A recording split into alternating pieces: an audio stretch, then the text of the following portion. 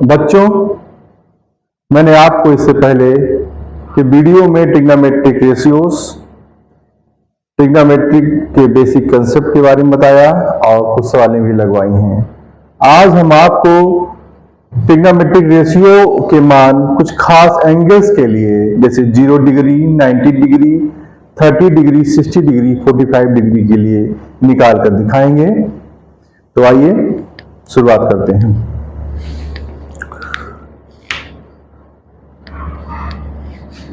बच्चों, हम कोई भी ट्रायंगल ले लें, कोई भी ट्रायंगल ले लें, तो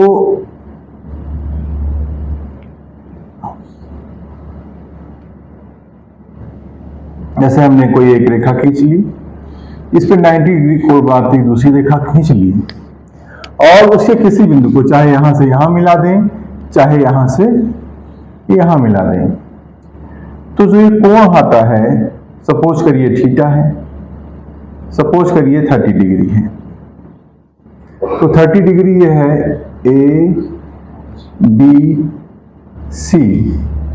तो 30 डिग्री के लिए हम इसकी माप कुछ भी हो, इसकी माप कुछ भी हो, लेकिन जब sin 30 का मान निकालेंगे, sin 30 का मान हम निकालेंगे, तो देखेंगे कि जो लंब बटा कर्ण का अनुपात है वो सभी त्रिभुजों के लिए समान ही आएगा। ऐसा प्रैक्टिकली देखा गया और बाद में थ्योरेटिकली निकाला भी गया है। तो प्रैक्टिकली आप करके देखिएगा, कुछ त्रिभुज बनाइएगा, ऐसे एक लाइन खींचिए और इस पर 90 डिग्री का एक कोण बना लीजिए आप, और यहां पर 30 डिग्री एक चाप यहां लगाइए, यहां लगाइए, ये जहां काट दे 90 हो जाएगा। एक रेखा ऐसे खींच लीजिए और उसके बाद इस पे आप जो है इसका आधा करके ऐसे 45 की एक रेखा खींच दीजिए और यहां पर आप जो है tan 45 का मान, ये 45 डिग्री हो जाएगा। 45 डिग्री के लिए आप किसी भी माप का त्रिभुज बनाएंगे तो आप पाएंगे कि ट्रिग्नोमेट्रिक रेशियो के मान हमेशा समान आते हैं। ये आप जो है प्रैक्टिकली करके त्रिभुज बनाकर देख सकते हैं। ठीक है, आइए आपको आज हम ट्रिग्नोमेट्रिक रेशियो के मान कुछ खास कोणों के लिए निकालकर दिखाते हैं।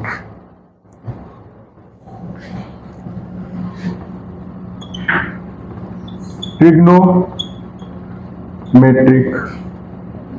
ratios for 30 degree and 60 degree के लिए हम निकालते हैं।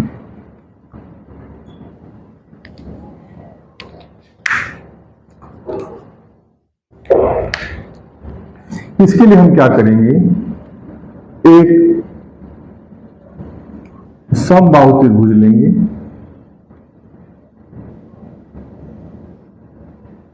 एक हम समबाहु त्रिभुज ले लेंगे। समबाहु त्रिभुज की भुजाएं ये ए है, ये बी है, ये सी है। हम चाहें तो इन तीनों भुजाओं को बराबर बराबर ए मान लें। ए का मान कुछ भी हो सकता है, पर कैसे त्रिभुज है ये? समबाहु त्रिभुज है जिसकी तीनों भुजाएं आपस में बराबर हैं। तो यहां जब हम लंब खींचेंगे तो समबाहु त्रिभुज के किसी भी शीर्ष से सामने की भुजा पर खींचा गया लंब उसको दो बराबर भागों में बांट देता है।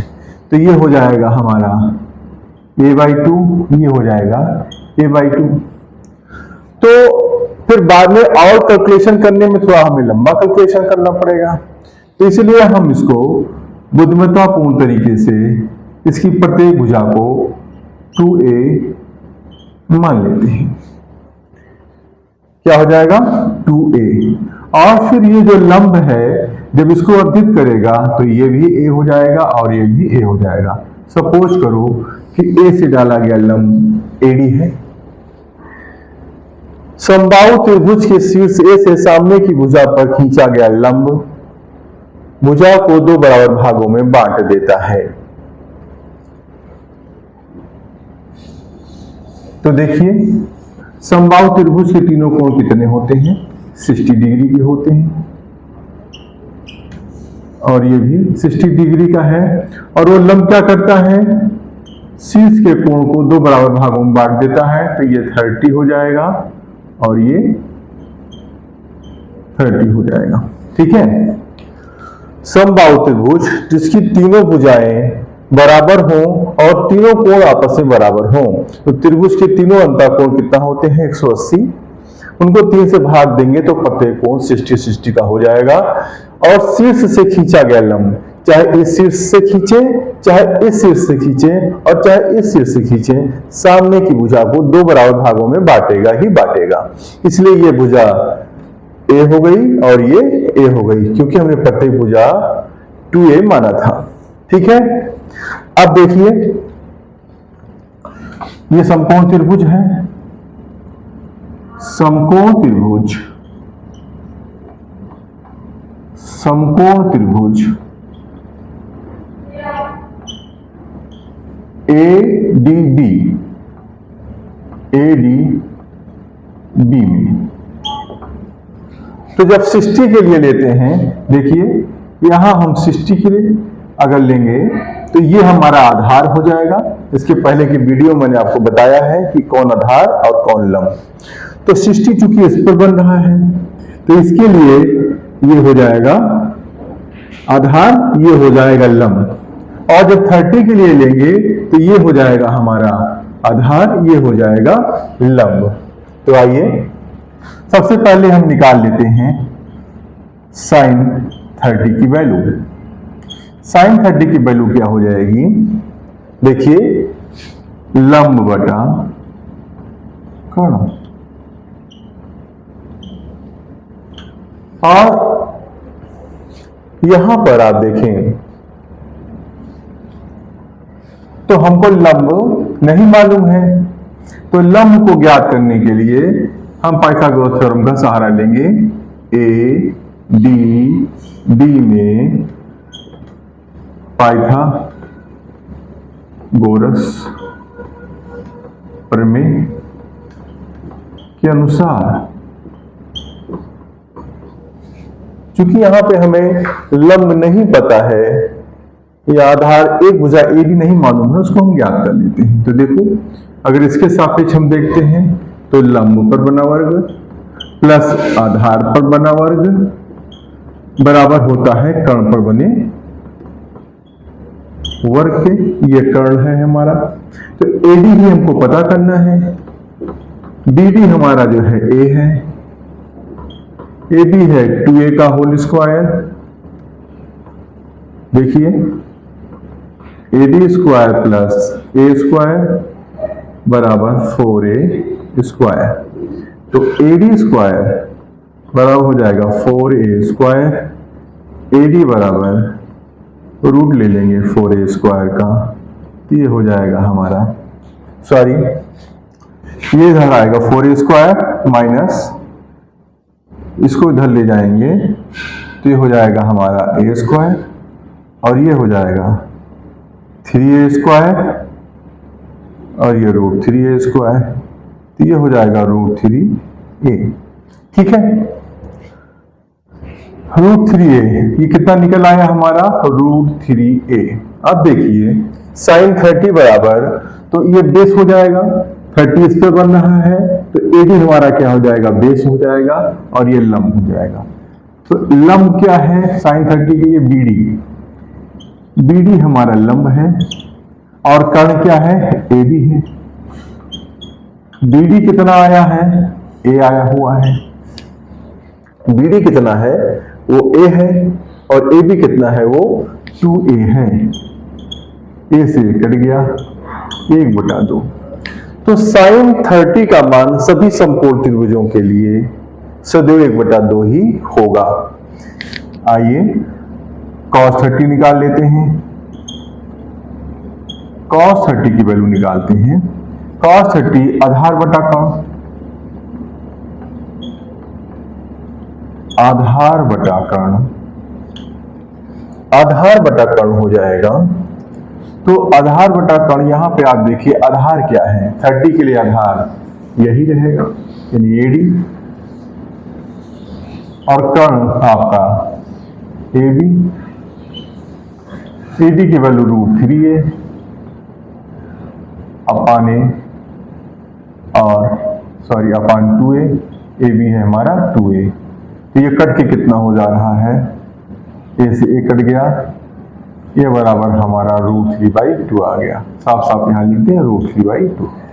ठीक है, ये कट के कितना हो गया, √3/2।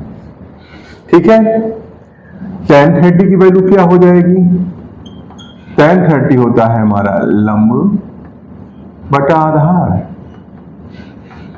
तो लंब बटा आधार, tan 30 के लिए बेस ये है, आधार ये है, लंब ये है। लंब है हमारा VD और आधार है हमारा AD।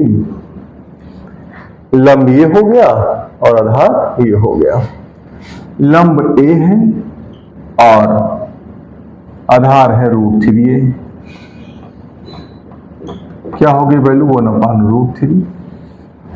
ठीक है, और फिर हम sec 30 निकालना चाहें तो sec 30 बराबर हो जाएगा कर्ण बटा आधार, और कर्ण कितना है, AB है, आधार कितना है, AD है। AB है हमारा 2a और AD है हमारा √3a,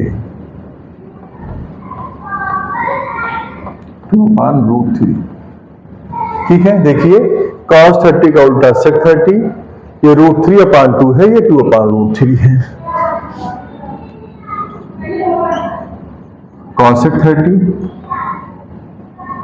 30 क्या होता है, कर्ण बटा लंब। कर्ण कितना है, AB बटा BD, AB बटा BD। AB कितना है, 2a है, और BD कितना है, A है, A से कट गया 2। तो cosec 30 कितना है, 2 है। देखिए sin 30 का उल्टा होता है, 1/2 है, ये 2 है। cot थीटा कितना होता है, cot 30 के लिए हम क्या करेंगे, आधार बटा लंब कर लेंगे, आधार बटा लंब। और इसके लिए आधार क्या है, AD है, और लंब क्या है, BD है। AD देखिए कितना है, √3 है, और BD कितना, A से कट गया √3।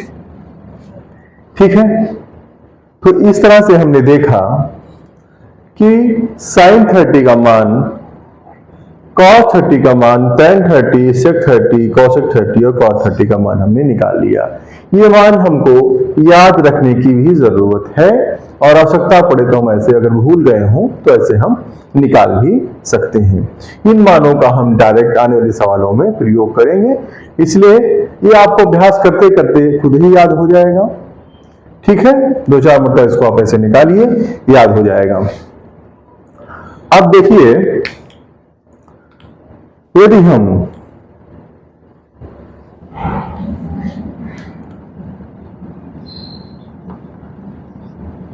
ट्रिग्नोमेट्रिक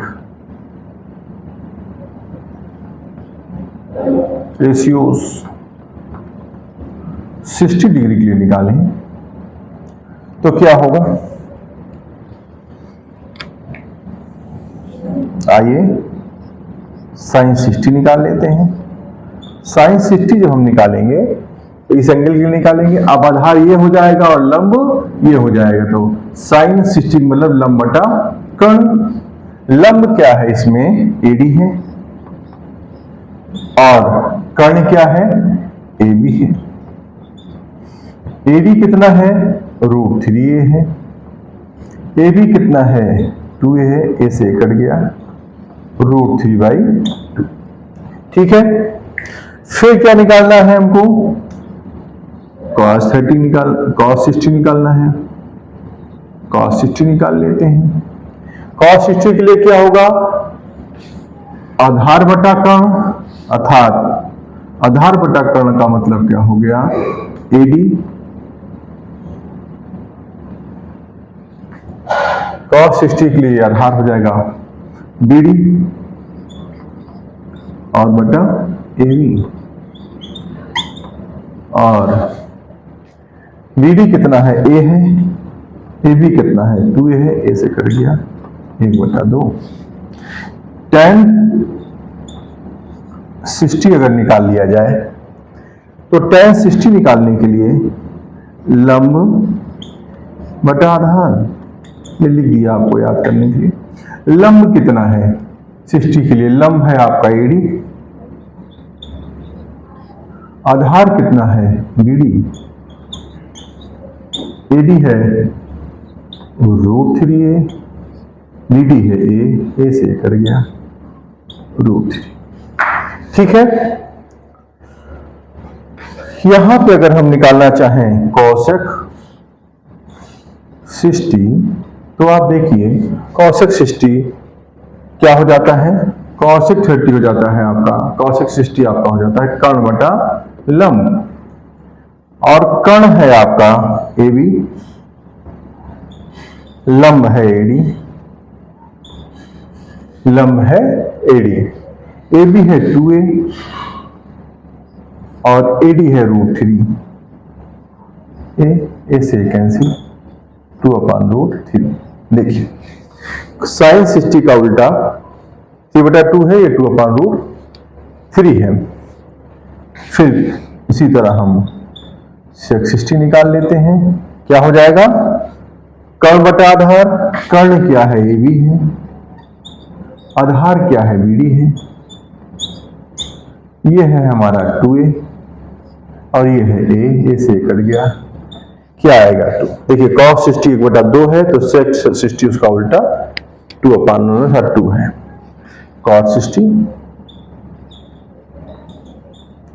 60 क्या हो जाएगा, आधार बटा लंब हो जाएगा, आधार क्या है BD है और लंब क्या है वो AD है, BD A है, ये है √3A 1/√3। देखिए tan 60 √3 है तो cos 60 उसका उल्टा 1/√3 है।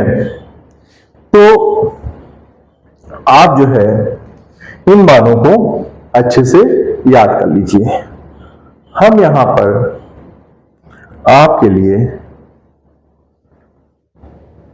एक तालिका बना दें, एक तालिका बना दें। देखिए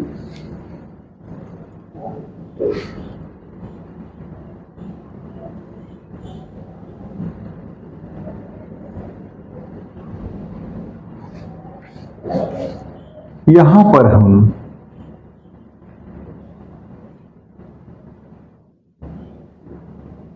sin थीटा लिख दें, यहां पर cos थीटा लिख दें, यहां पर हम tan थीटा लिख दें, यहां पर sec थीटा लिख दें, यहां cosec थीटा लिख दें, और यहां पर हम लिख देते हैं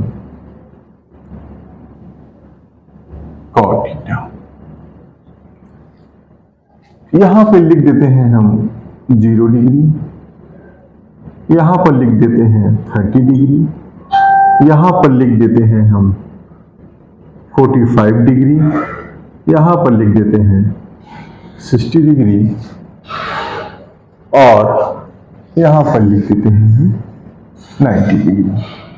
तो आपके लिए हम देखिए साइन 30 की वैल्यू कितनी है, 1/2, तो यहां 1/2 लिख दिया जाए। cos 30 की वैल्यू कितना है, √3/2। tan 30 की वैल्यू कितना है, 1/√3, और sec 30 की वैल्यू कितनी है, 2/√3, 2/√3। cosec 30 की वैल्यू कितना है? 2 है। और cot 30 की वैल्यू √3 है,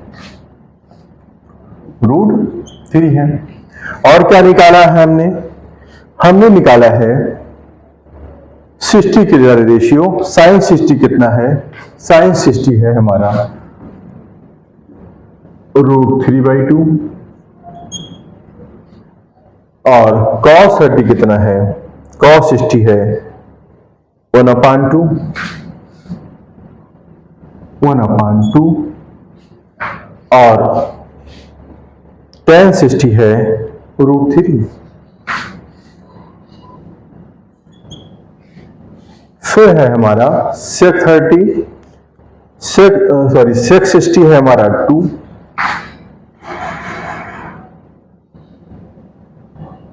और cosec 60 है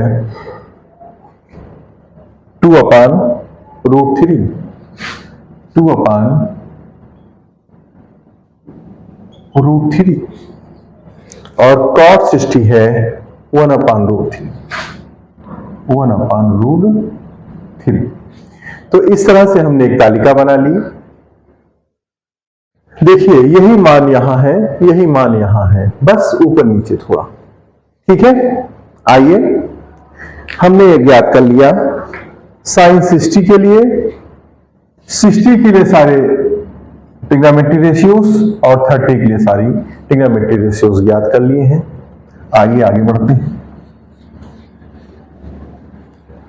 अब हम 45 के लिए ज्ञात कर लेते हैं। 45 के लिए हम सारे ट्रिग्नोमेट्रिक रेशियो ज्ञात करेंगे।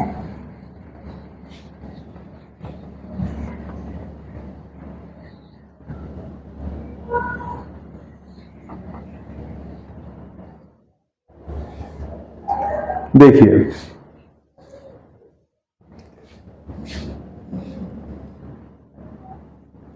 फॉर 45 डिग्री, 45 डिग्री, इसके लिए हम क्या करते हैं? एक समकोण त्रिभुज लेते हैं।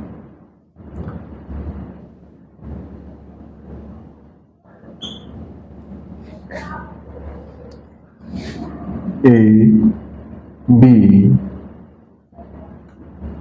बी और सी, ये 90 डिग्री है और ये है हमारा 45 डिग्री।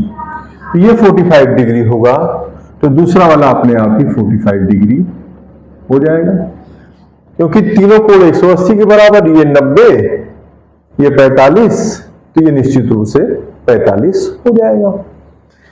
इस भुजा को हम ए मान लेते हैं, इस भुजा को भी, क्योंकि जब दो कोण यहां पर बराबर है तो कैसा कोण है? समद्विबाहु त्रिभुज है।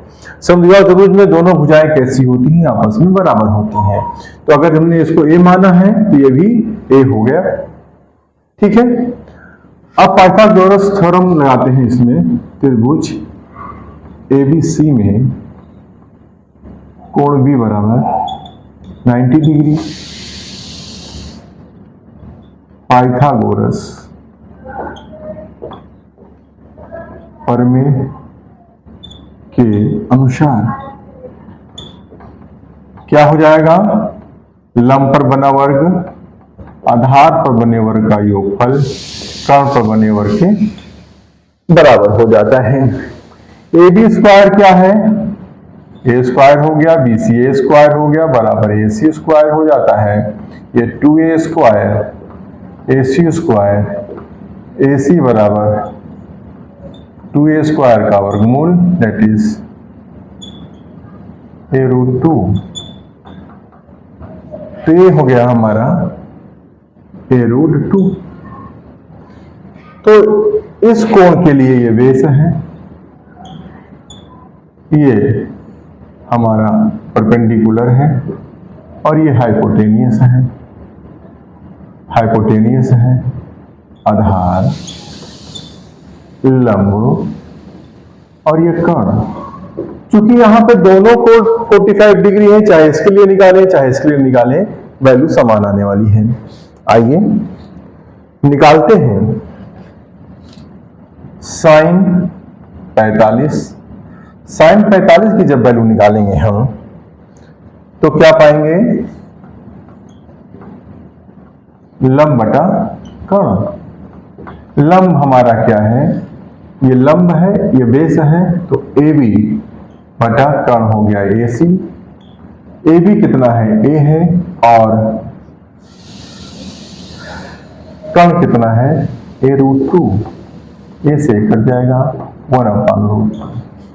ठीक है, cos 45 निकाल लें, cos 45 की वैल्यू निकाल लें तो क्या हो जाएगा, आधार बटा कर्ण, आधार बटा कर्ण, और आधार कितना है BC, कर्ण कितना है AC। BC की वैल्यू है A, कर्ण की वैल्यू है A√2, कर्ण की वैल्यू है A√2। A से कट जाएगा 1/√2। फिर हम यहां tan 45 निकाल लें। tan 45 डिग्री क्या हो जाएगा, ये हो जाएगा लंब बटा कर्ण। लंब कितना है AB, और कर्ण क्या है, यह है BC। लंब बटा आधार, सॉरी, लंब बटा आधार, आधार कितना है BC, ABA दैट इज 1। अब हमें निकालना है, यहां निकाल लें cosec 45, तो जस्ट इसका उल्टा, कर्ण बटा लंब, कर्ण बटा लंब। कर्ण क्या है, AC है, लंब क्या है, AB है, ये है √2a, ये है इसे कट गया दैट इज √2। यहां पे निकाल लें हम cosec 45, cosec 45, तो ये हो जाएगा हमारा cosec 45, सॉरी sec 45, cosec तो हमने निकाला, sec 45 निकालेंगे जब हम, sec 45, तो ये क्या हो जाएगा, कर्ण बटा आधार, कर्ण बटा आधार, और कर्ण क्या है AC है, आधार क्या है BC है, ये है √2a, ये है A से कट गया √2। निकाल लेते हैं cot 45, cot 45 ये हो जाएगा हमारा आधार बटा लंब, आधार बटा लंब। आधार क्या है BC है, लंब क्या है AB है, और ये भी A है, A भी A है, A से कट गया 1। तीसरा देखिए sin 45 1/√2 है, तो cosec 45 उसका उल्टा √2 है। cos 45 1/√2 है, तो sec 45 उसका उल्टा √2 है। tan 45 1 है, तो cot 45 भी 1 है। तो यहां वैल्यू रख लें, sin 45 है आपका 1/√2, cos 45 भी 1/√2 है, tan 45 की वैल्यू 1 है, और sec 45 √2 है, cosec 45 √2 है, और cot 45 1 है।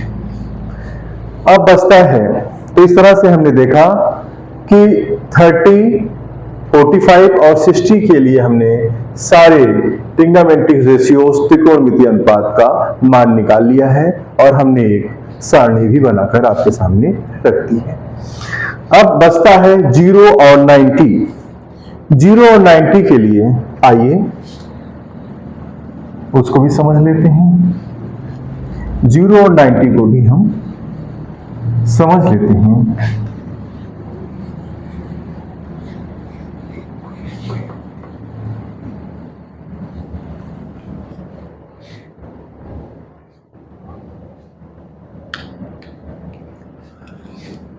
मतलब 0 के लिए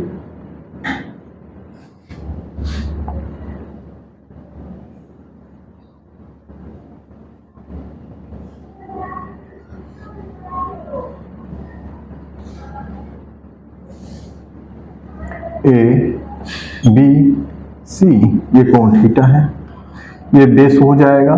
थीटा के लिए क्या हो जाएगा, ये बेस आधार हो जाएगा, ये लंब परपेंडिकुलर हो जाएगा, और ये हो जाएगा कर्ण हाइपोटेन्यूस। ठीक है। तो थीटा जैसे जैसे देखिए थीटा का मान डिक्रीज होगा, ये लाइन नीचे आएगी, ये लाइन कहां आएगी, नीचे आएगी। तो बीसी भी डिक्रीज होगा, जैसे जैसे थीटा कोण डिक्रीज होगा वैसे बीसी, जैसे ये थीटा यहां और कम हुआ, देखिए ये थीटा यहां पहुंचा तो बीसी भी कम हुआ, ये थीटा और कम हुआ तो बीसी कम हुआ। देखिए सी यहां आ गया, सी यहां आ गया, और जब ये 0 हो जाएगा तो हमारा सी यहां पर आ जाएगा। जैसे थीटा की वैल्यू घटेगी वैसे सी घट करके बी पर आ जाएगा। तो जब थीटा का मान घटेगा तो लंब बीसी का मान भी घटेगा। जब थीटा बराबर 0 हो जाएगा, जब थीटा बराबर 0 हो जाएगा तो बीसी बराबर भी क्या हो जाएगा, 0 हो जाएगा। और एसी जब यहां सी चला आएगा तो एसी और एबी क्या हो जाएंगे, एसी बराबर एबी हो जाएगा। देखिए ये सी कहां चला आएगा, बी पर चला आएगा, तो एसी और एबी क्या हो जाएंगे, बराबर हो जाएंगे। अब आइए देखते हैं साइन 0 की क्या वैल्यू होगी, साइन 0 की क्या वैल्यू होगी। साइन 0 क्या हो जाएगा, लंब बटा कर्ण हो जाएगा। लंब क्या है, बीसी है, और कर्ण क्या है, एसी है। तो जब 0 हो गया ये कोण तो बीसी क्या हो गया, 0 हो गया, एसी तो क्या हो गया, 0। तो साइन 0 की जो वैल्यू है वो क्या है, 0 है। आइए देखें cos 0 क्या है, cos 0 हो जाएगा आधार बटा कर्ण, और आधार क्या है, आधार ए बी है, और कर्ण क्या है, एसी है। तो जब थीटा 0 हुआ था तो ए बी बराबर क्या हो गया है, एसी। तो इसको भी ए बी, एसी को भी हम क्या लिख सकते हैं, चूंकि ए बी बराबर एसी, थीटा बराबर 0 होने पर ये क्या हो गया, 1। तो cos 0 की वैल्यू क्या हो गई, 1 हो गई। आइए tan 0 प्राप्त कर लेते हैं। लंब बटा आधार, लंब बटा आधार, लंब क्या है, बीसी है, आधार क्या है, एबी। तो जब थीटा 0 तो बीसी का मान 0, जब थीटा 0 है तो बीसी का मान 0 है, और एबी क्या है, एबी को ऐसे लिख लीजिए तो 0। तो tan 0 का मान 0 हो जाता है। आइए cot 0 प्राप्त कर लेते हैं। cot 0 प्राप्त करते हैं जब हम, तो आधार बटा लंब हो जाता है, आधार बटा लंब, आधार ए बी है, आधार ए बी है, लंब है बीसी। जब किसी संख्या को 0 से भाग देते हैं तो उसके हमको इन्फिनिटी मान प्राप्त होते हैं, अनंत मान प्राप्त होते हैं। तो cot जीरो की वैल्यू हमको अनंत प्राप्त हो जाती है। और जब हम सेक जीरो प्राप्त करते हैं तो सेक जीरो का मान हो जाता है कर्ण बटा आधार, कर्ण बटा आधार। और कर्ण क्या है? कर्ण एसी है। और आधार क्या है? आधार ए बी है, आधार ए बी है। और जब ये जीरो हो गया तो एसी ए बी आपस में बराबर हैं, तो ये भी ए बी और ये भी ए बी, सेक वन हो जाता है। और जब हम कौशिक जीरो की वैल्यू प्राप्त करते हैं तो यह कर्ण बटा लंब हो जाता है। ये समझ में आ रहा है सभी को? कर्ण बटा लंब, कर्ण क्या है? एसी है, और लंब क्या है? बीसी है। ये जीरो हो जाता है तो ये हमें क्या मिलता है? ये हमको इन्फिनिटी मिल जाता है। क्या मिल जाता है? इन्फिनिटी मिल जाता है। ठीक है, तो यहां पर हमने देखा कि साइन जीरो है और कॉसेक उसका ठीक उल्टा इन्फिनिटी है। कॉस जीरो वन है तो सेक उसका उल्टा वन ही होगा। tan जीरो है तो कॉट जीरो आपका इन्फिनिटी है। आइए वैल्यू लिख देते हैं। साइन जीरो का मान यहां पर जीरो मिला है। कॉस जीरो की वैल्यू हमको प्राप्त हुई है वन। tan जीरो की वैल्यू मिली है जीरो। सेक जीरो मिला है वन। कॉसेक जीरो मिला है इन्फिनिटी। और कॉट जीरो मिला है इन्फिनिटी। ये वैल्यू हमको प्राप्त हुई है। ठीक है, अब 90, आइए हम 90 के लिए भी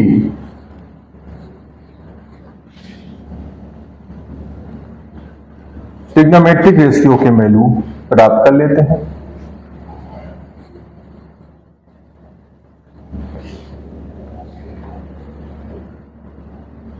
वीडियो थोड़ा लंबा हो रहा है, लेकिन आपको चूंकि एक ही वीडियो में समझा दे रहे हैं, ये आपको अच्छे से समझ में आ जाएगा। किसके लिए? 90 डिग्री के लिए। फिर से एक समकोण त्रिभुज,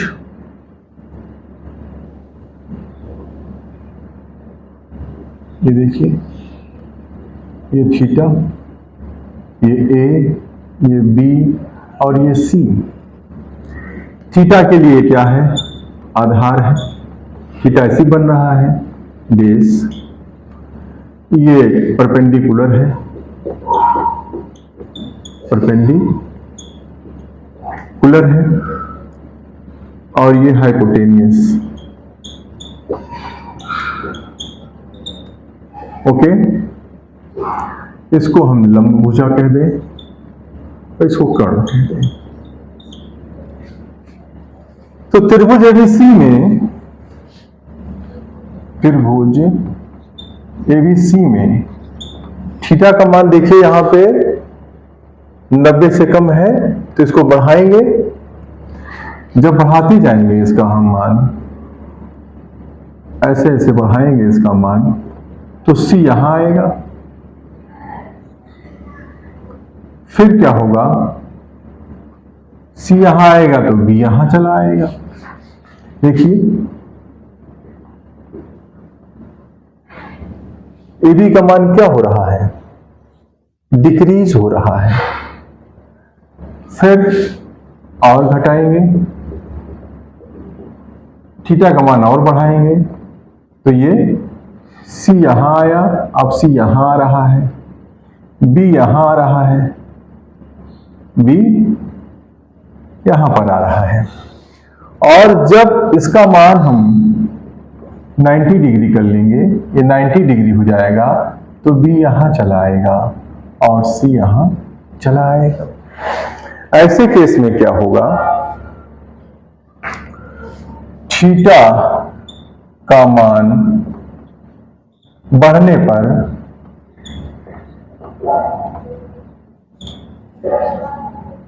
आधार AB का मान घटेगा। जब थीटा बराबर 90 डिग्री होगा तो AB बराबर यहां पर 0 हो जाएगा। AB बराबर क्या हो जाएगा? 0 हो जाएगा। और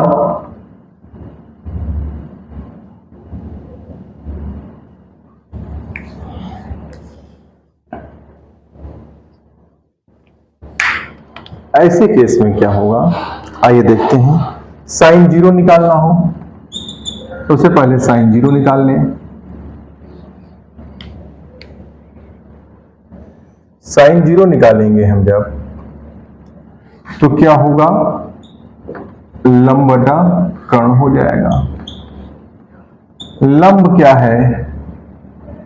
लंब हमारा यहां पर BC है। AB 0 हो जाएगा और BC क्या हो जाएगा? देखिए, जब यहां चला आएगा B यहां आ जाएगा तो AC जो है, BC जो है वो AC के बराबर हो जाएगा। इसे ध्यान से देखिए।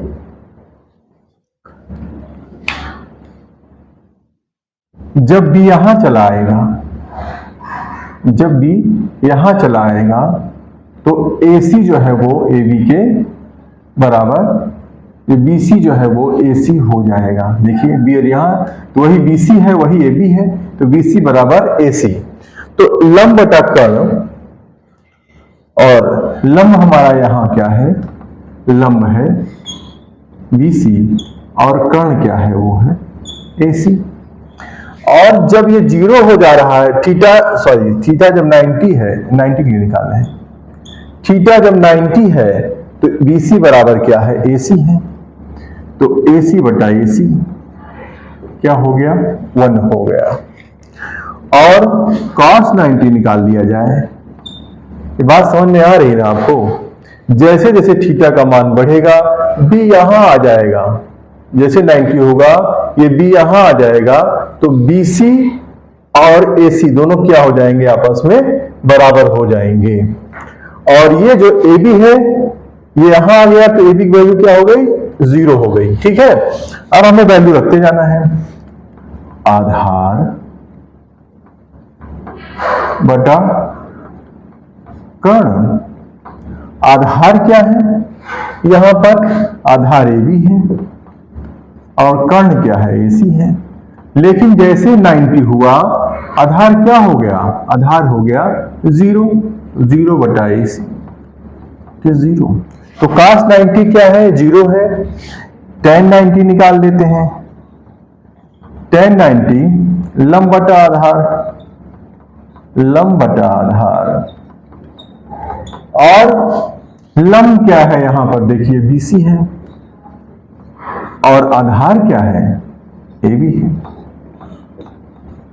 BC बटा BC क्या हो जाएगा? ऐसी कंडीशन में AC हो जाएगा और AB क्या हो जाएगा? वो 0 हो जाएगा। और किसी संख्या को 0 से भाग दो तो उसके अनंत मान प्राप्त होते हैं। अब बचा हमारा cot 90 निकाल लेते हैं। आधार बटा लंब, आधार बटा लंब, आधार बटा लंब। आधार है AB, लंब है BC। जब ये थीटा 90 हुआ था तो आपने देखा था कि AB हमारा क्या हो गया था? AB घटकर 0 हो गया था और लंब हो गया था AC। तो क्या हो जाएगा? 0 की संख्या से भाग दो तो 0 ही रहेगा। तो cot 90 0 हो गया। इसी तरह आइए हम sec 90 निकाल लेते हैं। कर्ण बटा आधार, कर्ण क्या है? AC है, आधार क्या है? AB है। जब थीटा 90 हो जाता है तो AC जो है वो AB के, AC जो है वो आपका AC ही क्या हो जाता है, BC हो जाता है। तो AC को AC रखें चाहे BC रखें, लेकिन AB हमारा क्या हो जाता है, वो हो जाता है 0। तो 0 हो जाता है, तो जब 0 से की संख्या को भाग दिया जाता है तो उसके अनंत मान प्राप्त होते हैं। ठीक है, एक बचा है हमारा कौशिक 90, ये हो जाएगा आपका कर्ण बटा लंब। कर्ण यहां पर कितना है, देखिए कर्ण है आपका AC और लंब है हमारा BC।